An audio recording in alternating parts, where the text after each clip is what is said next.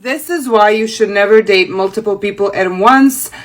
A story time, I guess. This story takes place when I was 17 or 16. Okay, no one cares. It was a long time ago. And girl, back in the day, I was getting played left, right, and center. Played like a game of football. I had a distinct taste for F-boys. And that was going on for some time until your girl said enough. Enough of this buffoonery. I'm not getting played by men any longer. And I am going to become a player myself. I know the logic is really off, but I was 17, so cut me some slack, okay? So my brilliant idea was, I'm just gonna talk to multiple guys, and I will figure out which one I like in the end. And I'm gonna date that one. Now in my mind, the plan was flawless. And they do always say, don't put your eggs in one basket. So I end up meeting a couple of guys, and I really like this one guy, but I decide I'm keeping my options open. Already posted part 2, so go watch it. So I was talking to like 4 guys, and I literally did not like them, but I was determined to keep my options open. I just didn't want another guy to play me. As the time progressed, me and this one guy, the one I really liked, started actually like dating. I mean, we didn't define the relationship, but it looked like a relationship. In my head, you have to like define the relationship. In my man's, he's not doing that. I even met his mom. Now, this is where it gets truly embarrassing. So one day I'm getting drinks with one of those other 3 guys, even though I'm basically in love with this guy. And we're sitting in this cafe, having a good old time. And who walks in through the door? The mother of the guy I want to date. I should have saw this coming, but I was dumb. So my heart dropped and she freaking waved at me. Like, I see what you're about. And needless to say, she told him, and me and the one guy I really liked never talked again. Story of the client I should have said no to as soon as I saw her book an appointment. Disclaimer, this is not my story time. It was sent to me on Instagram. Before I started doing makeup, I had gotten a job waitressing at a local restaurant. And for those of you who have ever worked in the food service industry, you know just how competitive being a waitress can be. I was a really hard worker, and just a few months after me working there, I had been promoted to shift manager.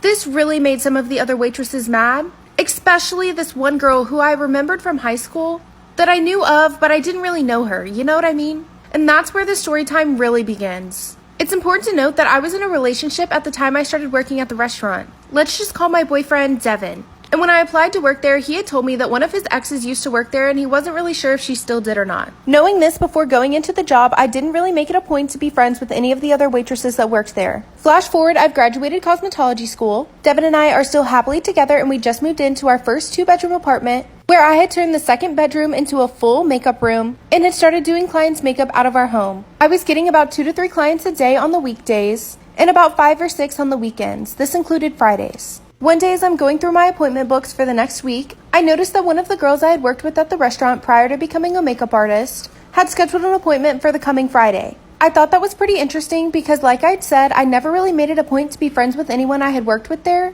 and it never really seemed like any of them liked me very much either. On the day of her appointment, she arrives at my apartment 30 minutes early. I was still working on the client before her, so I just had her wait on the couch in my living room. As soon as I finished up with the client before her, I went into the living room and I greeted her promptly. Instead of saying, "Hi, how are you? How have you been?" the first thing she asked me was, "How long is this going to take? Because I'm in a hurry."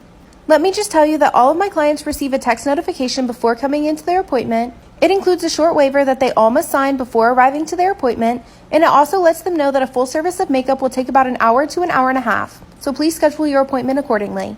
I reminded her of this, but instead of acknowledging it, she just very quickly changed the subject. As I'm walking her back to the makeup room, she starts looking around and asking me if I live here alone or if there's someone else in the apartment.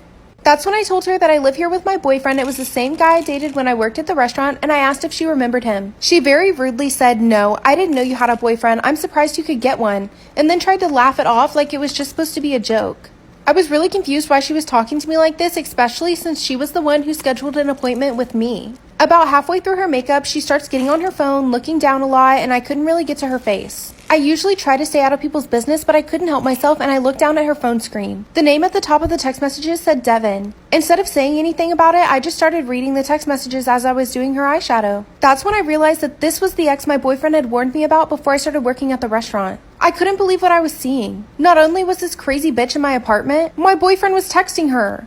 As I was finishing up her makeup, I just couldn't help myself but to look down at her phone screen. That's when I realized that this was the ex my boyfriend had warned me about when I worked at the same restaurant as her. And not only that, but she was literally texting my boyfriend right in front of my face. as I was doing her makeup.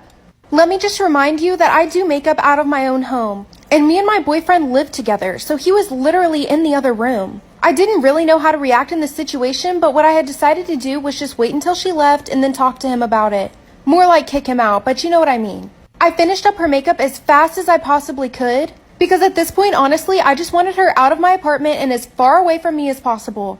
After she paid me and was literally walking out the front door, this girl had the audacity to turn around and say, "What did you say your boyfriend's name was?" Maybe I do remember him. Thinking that I had absolutely no idea what was going on. Looking back now, I think she may have been texting him in front of me on purpose, like to let me know what was going on. But with the amount of attitude this girl was having, I'm not really sure if she was trying to help me. As soon as she left, I turned around to go talk to Devin. As soon as I reached for the bedroom doorknob, he opened the door from the other side. He was completely dressed and ready to go, and that's when I asked him, "Where are we going?" At this point, I was trying to play it cool, but just hold on a second. He told me that while I was doing my last client's makeup, his friends texted and asked if he wanted to come over and play Xbox. How coincidental that his side piece was literally texting him 10 minutes ago and now he has somewhere to be. I almost just let him walk out the door and packed up his stuff while he was gone, but to be completely honest, I wouldn't have been satisfied with that. Right before he reached to open the front door, I stopped him and asked him who the hell he was just texting because I saw him texting my last client. His face got completely bright red and his eyes got huge, and I saw for a split second he was thinking about literally just running away from me. I could literally see the wheels turning in his head about what lie he was about to spew, so I came up with a lie first. I told him while I was doing her makeup, I saw all the text messages of him saying "I love you," and then I told him that I already asked the girl about it and she confirmed everything. That's when he completely folded. He thought he had been 100% caught in this lie, so he just went ahead and came clean about everything. He told me that he had been seeing this girl on the side ever since I worked with her at the restaurant, and that it was exciting for him to know that he might get caught since we worked together. But after I started doing makeup, he had to find a way to keep it exciting, so he had her call and schedule an appointment with me. I literally couldn't believe what I was hearing because this is the most effed up situation I've ever been in. Before he left to go over to her house, I had him pack up all of his stuff and take it with him. I haven't heard from that girl or Devin ever since that day, and quite honestly, I hope I never do. On June 11th of 2014, 4 women and 1 man were indicted for illegally drugging men and charging thousands of dollars onto their credit cards in New York City strip clubs. Now, I know you guys have seen the movie Hustlers. I am a huge fan of J-Lo, and I really wanted to look in the true story that went behind this movie. One of the really interesting things that I found out is that Samantha Barbash, who was played by J-Lo, actually wasn't a stripper at all. But Samantha Barbash, along with her friend Rosie Keough, ended up hustling over $200,000 from men and targeted doctors, lawyers, bankers, while leading a small ring of exotic dancers and strip club workers in a 4-month scheme. To provide a little bit of backstory, Rosie ended up dropping out of school at 17 to work at a diner. And this is really where she learned originally how to finesse for tips. But she was right next door to a strip club, and managers from the strip club would come in and eat at the diner. Some would even suggest that she should come work for them, offering her a job. And realizing that she could be making a lot more, she ditched that waitressing job, not knowing what was going to happen next. So Rosie ended up starting her job at a strip club and was making about $2,000 to $3,000 each night. Thankfully, for one of the first times in media, strippers were being actually shown in high positive regard, so it was inviting a lot more people into the strip clubs. And many of the Wall Street bros, after a hard day's work of scamming people, would come in and spend a lot of money. And at one point, Rosie was making about 10 grand a night from hedge fund managers.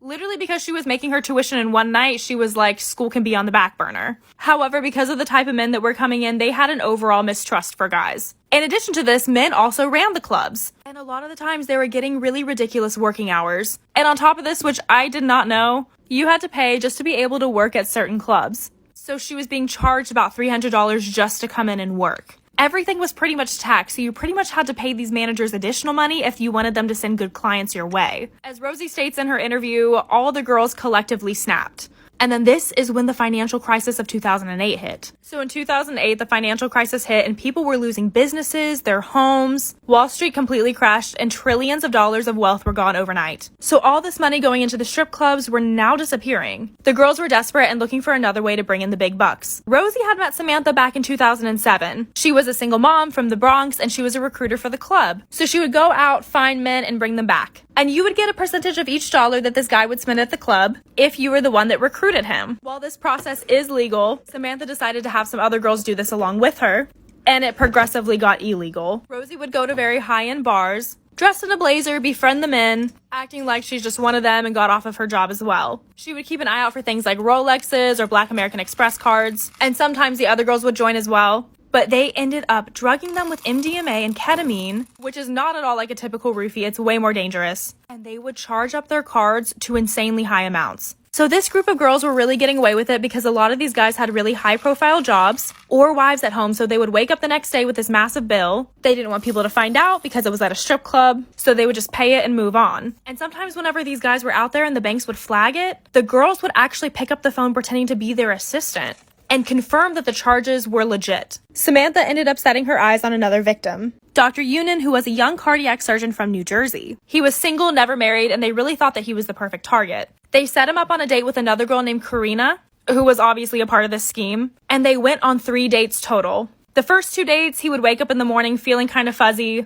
not really remembering, but he thought that he just overdrank. But by the 3rd date, he actually woke up with a call from American Express, stating that there was $100 grand in charges to his credit card at Robert's Steakhouse, which was a steakhouse at Scores, the strip club. Absolutely pissed, he called Karina and went off. And then he decided to take legal action. So after American Express ends up looking at the receipts and seeing that they're forged, Amex refuses to pay Scores. So Scores then sues Dr. Unan and then he countersues. He states that he's never even been to this strip club. And that's when Scores ends up releasing CCTV footage of him being there, but obviously he was drugged, so he doesn't remember. But the tabloids exploded. They were painting the picture that he just kind of spent too much money being drunk one night. So he went straight to the police, who had actually been aware of the scam for some time. But they needed a solid tip in order to put up a sting. So they end up sending in an agent to pose as a rich guy. And if you go to my Instagram Reels tab, there's a video over there that goes into detail on this sting operation. But ultimately, they were able to get enough evidence off of this to where they could take it to court and actually have the girls arrested. And it wasn't long till the girls started to make plea deals. Rosie was the first one to cooperate and she settled for 5 years of probation. Karina ended up serving 16 weeks at Rikers Island,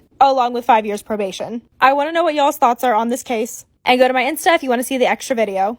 This girl took a picture of me when I was using the bathroom. Story time. So right after we got evacuated, I took my cute self to the stove because your girl needed the essentials, water, deodorant, all that good stuff. While I was looking for all the things I need, I realized your girl has to go boom boom. Just kidding, I just had to pee too. Well, anyways, I was in the bathroom doing my thing, and then randomly someone comes in there and they start busting open all the stall doors. Keep in mind, I was in there by myself, and I was just sitting there doing my business like, okay, what's going on? So this person gets to my stall and they try to bust the door open. But your girl made sure she locked that stall door. Then this person starts shaking the door from the top. Like I'm just sitting here on the toilet and I see someone's hands reach over and try to shake the stall door. I was pretty freaked out, not gonna lie. So I wrapped it up, and as I was buttoning my pants, I see someone's phone come from underneath the stall door. Then I hear the camera noise. This bitch really took a picture of me. Part 2 is about to take a weird turn. This girl took a picture of me when I was using the bathroom. Story time. Part 2. So I'm sitting there a little freaked out because some random person just walks in there and busts open all the doors. Except for mine, of course, because I had that bitch locked and loaded. So I get freaked out and I start buttoning up my pants because I'm not about to get walked in on. Then this girl has the audacity to take a picture of me while I was buttoning my pants. So I did what any sane person would do. I chased that bitch. I waited till she got outside of the store and then I pulled her by her ponytail. Yeah, I'm a savage. Call me 21. Just kidding, don't. And then she starts freaking out. Oh my god, I didn't mean to. And I looked at her like, girl, what do you mean you didn't mean to take a picture of me? You literally put your phone underneath the stall and took a picture on purpose. Like what? And then she explained to me that she thought that I was one of her friends. And I was like, so you be taking pictures of your friends in the bathroom? Child, you sus. But honestly, that's none of my business. All I told her after that was, I don't care. Can you please just delete the photo? And she did. And now we're friends.